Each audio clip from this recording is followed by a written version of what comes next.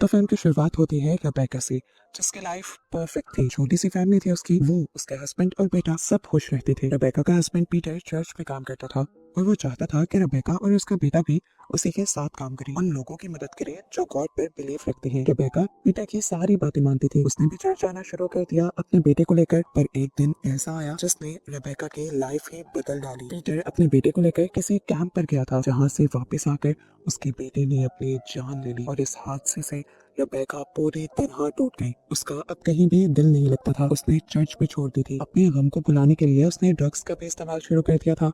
और इस तरह पीटर, जिसकी सोसाइटी में बहुत ज्यादा इज्जत थी, वो रेबेका की हरकतों से तंग आने लगा था। वो रेबेका को कहता है, तुम्हारे पास सिर्फ 1 साल है, अगर तुमने अपने आप को ठीक ना किया तो मैं तुम्हें छोड़ कर चला जाऊंगा। रेबेका, जो पीटर से बहुत ज्यादा प्यार करती थी और कभी उसे छोड़ना नहीं चाहती थी, उसने फैसला किया कि आज से वो वही करेगी जो पीटर चाहेगा। पीटर अपनी एक फ्रेंड मरियम, जो उसी के साथ चर्च में काम करती थी, उसे रेबेका की काउंसलिंग की ड्यूटी देता है और खुद दूसरे घर में शिफ्ट हो जाता है, क्योंकि उसने फैसला किया था कि अब वो रेबेका से तभी मिलेगा जब रेबेका पूरी तरह ठीक हो जाएगी। वक्त गुजरता है, लगभग 1 साल पूरा होने वाला था कि रेबेका और पीटर एक साथ नहीं रह रहे थे। हम रेबेका को देखते हैं, जिसकी हालत इस 1 साल में और भी ज्यादा खराब हो गई थी। हालांकि वो ड्रग्स नहीं ले रही थी, फिर भी उसे हेलुसिनेशंस होती थी। उसे लगने लगा था कि उस घर में कोई है जो उसका पीछा करता है, जो उसे मारना चाहता है। कोई तो था जो रात के टाइम इनके घर के अंदर आता था और फिर पीटर के ऑफिस में घुस कर बैठ जाता था। उसने ये बात सबको बताने की कोशिश की, फोन पर पीटर को भी बताई, मरियम को भी बताई, पर मरियम ने भी उसकी बातों पर बिलीव करने से इनकार कर दिया। पीटर ने तो यहाँ तक उसे ये भी कह दिया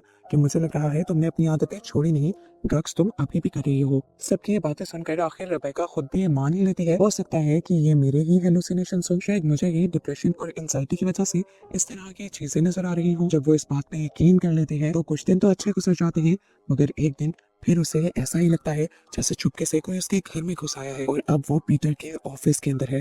वो बुरी तरह डर गई। उसने पीटर को कॉल की, लेकिन पीटर भी अब कॉल पिक नहीं कर रहा था। वो पीटर को अब मैसेज करती है कि मुझे लग रहा है हमारे घर में एक चोर घुस आया है और मैं उसे मार दूंगी। रेबेका काफी डरी हुई थी।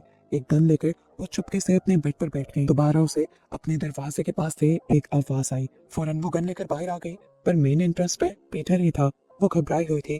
पीटर को देखकर वो भागते हुए नीचे आई और उसने पीटर से कहा, मेरा यकीन मानो, कोई घर में घुस आया था और वो मुझे मारना चाहता है। पीटर उसकी बात मानते हुए पूरे घर को छान लेता है, अपना ऑफिस पे देखता है, लेकिन पूरे घर में कोई भी नहीं था। इस मर्तबा पीटर को गुस्सा आ जाता है और वो रेबेका पर चिल्लाने लग जाता है कि तुम अपनी हरकतों से बाज नहीं आई, तुमने ड्रग्स लेना नहीं छोड़े और उसी सब का असर हो रहा है। रेबेका उसे प्रॉमिस करती है कि मैं तो पिछले 1 साल से कोई भी सब्सटेंस यूज नहीं कर रही हूँ। मरियम भी मेरी काउंसलिंग कर रही है और मैंने काफी इम्प्रूव किया है। वो कहती है कि मुझे तुम्हारे साथ रहना है, तुम्हारे साथ ही रहने के लिए मैं अपने आप को बदल रही हूँ। लेकिन पीटर को उसकी एक भी बात पर यकीन नहीं था। पीटर गुस्से में जाते जाते रेबेका से कहकर जाता है कि अब कुछ ही महीने बचे हैं और अगर तुमने अपने आप को इम्प्रूव नहीं किया तो मैं तुम्हें छोड़ दूंगा। फिर अगले दिन हम रेबेका को गार्डन साफ करते हुए देखते हैं और तभी उसे ऐसा महसूस होता है कि जैसे उसके घर के अंदर कोई शैडो है, कोई साया जो उसके ऊपर नजर रखे हुए है। इतनी देर में उसके घर पर मरियम भी आ जाती है और वो इस बात के बारे में मरियम को भी बताती है, लेकिन मरियम भी उसकी बात नहीं मानती और इग्नोर करके उसे बाइबल के वर्स पढ़ाने लग जाती है। इनकी बातों के दौरान ही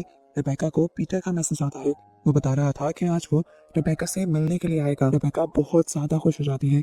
इस मैसेज का उसने काफी टाइम से इंतजार किया था। फाइनली आज पीटर को उसकी याद आ ही गई थी। वो अच्छा सा तैयार होती है, घर साफ करती है, थोड़ा बहुत उसे डेकोरेट भी करती है और पीटर की पसंद का बहुत सारा खाना भी बनाती है। अच्छा सा तैयार होकर वो रात को पीटर का इंतजार कर रही होती है और आखिर पीटर आ भी जाता है। रेबेका बहुत ज्यादा खुश थी, लेकिन यहाँ पर पीटर रेबेका से मिलने के लिए नहीं आया था। वो तो उसे डाइवोर्स पेपर्स देने के लिए आया था। वो रेबेका से कहता है, इन पर साइन कर दो, मैं अब तुम्हारे साथ और नहीं रहना चाहता। ये सुनते ही रेबेका बुरी तरह टूट गई थी। वो पीटर से मिन्नतें करने लगती है कि ऐसा मत करो, मैंने तुम्हारे लिए अपने आप को बिल्कुल बदल लिया है। मैंने ड्रग्स पे छोड़ दी है, सारी बुरी आदतें भी छोड़ दी है और अब तो मैं तुम्हारे साथ चर्च में जाना शुरू कर दूंगी। लेकिन पीटर तो कुछ सुनने को तैयार ही नहीं था। इसी वजह से अब रेबेका को भी गुस्सा आ जाता है और इन दोनों के दरमियान में लड़ाई शुरू हो जाती है। पीटर रेबेका से कहता है, मैं तुम्हें छोड़ना चाहता हूँ क्योंकि तुम्हारी ही लापरवाही की वजह से हमारा बेटा मर गया था। रेबेका कहती है, उसमें मेरी क्या गलती थी, वो तुम्हारे साथ गया था, आकर उसने सुसाइड कर ली। और तुम्हें अच्छी तरह याद होना चाहिए कि जब वो तुम्हारे साथ कैंप गया था उससे पहले वो बहुत ज्यादा खुश था। और अब क्या तुम मुझे ये बताना पसंद करोगी कि आखिर उस कैंप में ऐसा हुआ क्या था जिसकी वजह से आकर मेरे बेटे ने अपनी जान ले ली। एक दूसरे पर ये दोनों चिल्ला रहे थे और आखिर पीटर रेबेका से कह देता है, जो भी है, मैंने फैसला कर लिया है कि मैं तुम्हारे साथ नहीं रहूंगा। रेबेका, जिसके पेरेंट्स भी नहीं थे, उसका बेटा भी मर चुका था और अब जब उसका हस्बैंड भी उसे छोड़कर जा रहा था तो उसके लिए लाइफ बहुत मुश्किल होने वाली थी। इसीलिए वो डिसाइड करती है कि वो अभी अपनी जान ले लेगी। वो एक पिस्टल निकालती है ड्रॉ से और अपने सर पर रख लेती है और अपने आप को मारने की धमकी देती है। इन दोनों की इसी बहस के दौरान घर में किसी के जोरदार चिल्लाने की आवाज आती है। ये आवाज इतनी भयानक, इतनी तेज थी कि रेबेका और पीटर के बाल तक उड़ गए। कोई भी इंसान इतनी जोर से नहीं चिल्ला सकता था। पीटर को साफ पता चल गया था कि जरूर यहाँ पर कोई डीमन या कोई दूसरी पावर है। ये चीख इतनी डरावनी थी कि पीटर और रेबेका दोनों ही डर गए थे। रेबेका अपनी लड़ाई पर आते हुए पीटर से कहती है, देखो मैंने कहा था ना कि इस घर के अंदर कोई है, कोई शेडो है। तुमने मेरी बात नहीं मानी थी, अब तो तुमने उसकी आवाज खुद भी सुन ली ना। पीटर अब रेबेका की बात मानते हुए पूरे घर को चेक करने लग जाता है, लेकिन उनके घर में कोई भी नहीं था। काफी देर भी ढूंढने के बाद इन्हें घर में कुछ भी नहीं मिलता तो पीटर समझता है कि जरूर ये उन दोनों की गलत फहमी होगी। रेबेका कहती है, हम दोनों के ही दिमागों में एक जैसी चीज नहीं चल सकती। यहाँ पर सच में कोई है। जब से तुम यहाँ से गए हो तब से ही वो शेडो इस घर में रह रहा है। उसने बार बार मुझे मारने की भी कोशिश की है और वो तकरीबन हर टाइम ही मेरा पीछा करता रहता है। इसी वजह से मैं डरती थी और आप लोगों को लगता रहा कि मैं ड्रग्स कर रही हूँ। पीटर को अभी भी उसकी बातों पर कुछ ज्यादा यकीन नहीं होता, लेकिन रेबेका इस चीख के बाद बहुत ज्यादा डर चुकी थी और वो पीटर से कहती है, प्लीज पीटर आज की रात यहाँ पर रुक जाओ। पीटर रेबेका की बात मान जाता है और वही रुक जाता है। रेबेका पीटर को खाना सर्व करती है और जब पीटर उस खाने को खाने लगता है तो रेबेका देखती है कि वो सारा खाना ब्लैक कलर के फ्लैश में चेंज हो गया था और इस टाइम पीटर का मुंह भी अंदर से काला हो चुका था, ऐसे जैसे पीटर खुद एक डीमन बन गया हो। ये सब देखकर रेबेका और भी ज्यादा डर जाती है। पीटर समझ गया था कि रेबेका किसी चीज को लेकर डर रही है। वो रेबेका को बुलाता है और अपने पास बिठाता है। रेबेका देखती है कि अब पीटर नॉर्मल हो चुका था।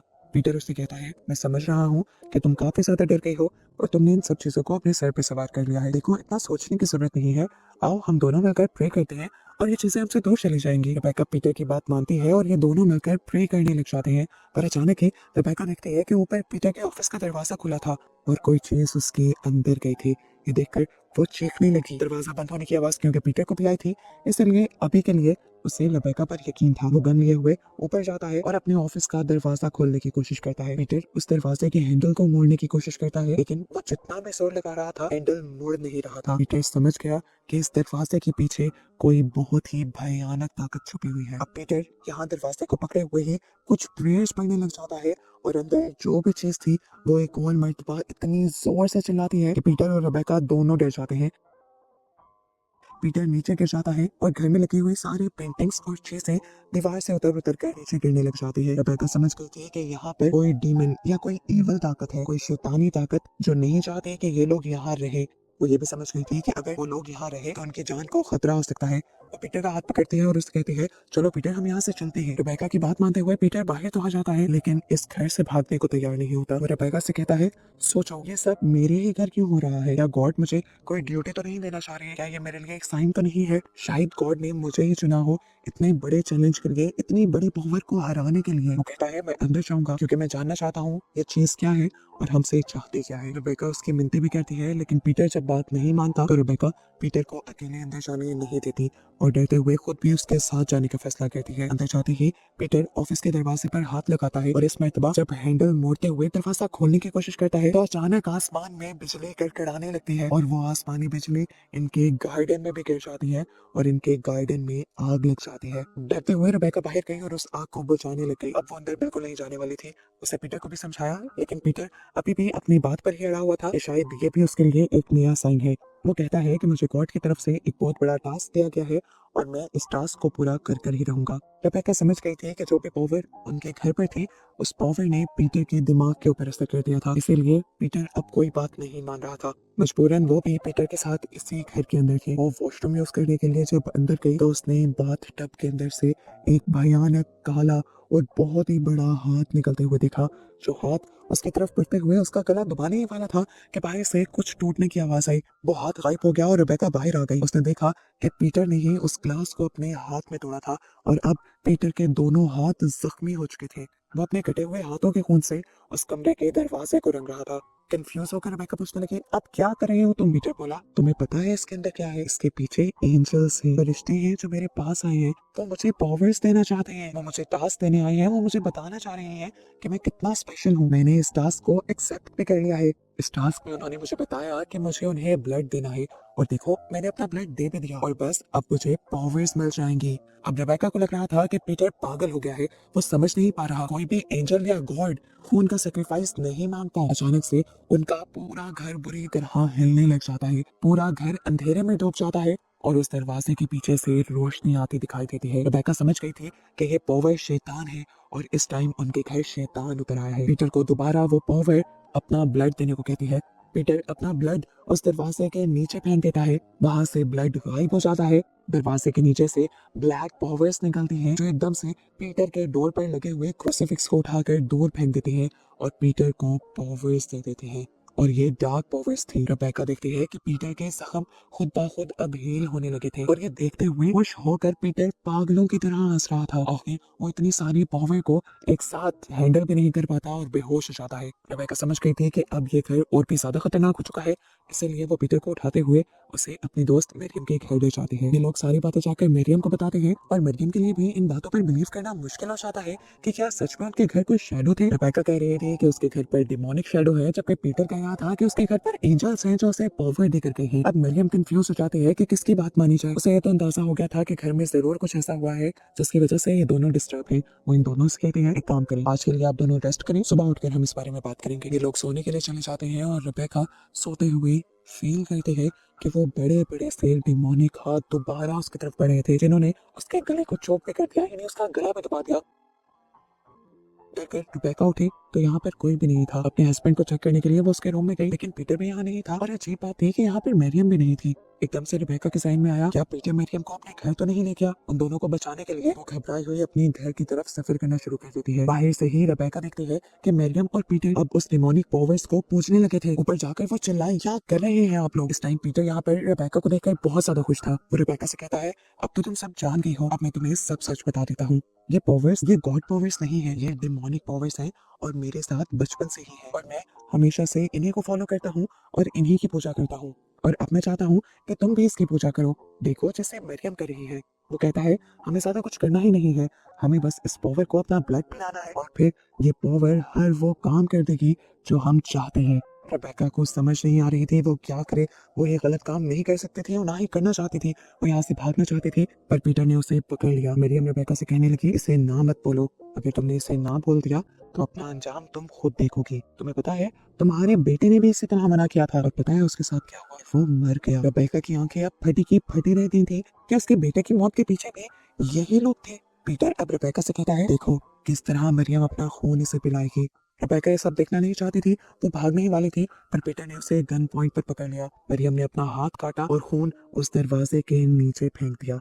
मरियम ने अपनी कलाई काटी थी, उनकी बहुत ज्यादा बहने की वजह से वो यहीं पर बेहोश हो जाती है और फिर वही डार्क शेडो उस दरवाजे के नीचे से मरियम को खींच कर ले जाता है। ये सब देखकर रेबेका बहुत ज्यादा डर जाती है और यहाँ से भागने की कोशिश करती है पर पीटर उसे कहता है, अरे डरो नहीं, चलो आओ अब तुम्हारी बारी है। रेबेका भागते हुए सीढ़ियों से नीचे उतर आई थी, लेकिन अचानक से पीटर बिना सीढ़ियों का इस्तेमाल किए इस टाइम उसके सामने खड़ा था। वो डीमन बन चुका था, वो अब कुछ भी कर सकता था। वो रेबेका को रोक लेता है। रेबेका अपने आप को वॉशरूम में बंद कर लेती है, जबकि पीटर बाहर से कहता है, भागने से कुछ नहीं होगा, कब तक भागोगी, चलो बाहर आओ, इस डीमन को अपना ब्लड दो और देखो फिर सब कुछ नॉर्मल हो जाएगा, मेरे तुम्हारे दरमियान भी। वो अब उसे अपने बेटे की भी कहानी सुनाता है जब उसे वो कैंप पर लेकर गया था।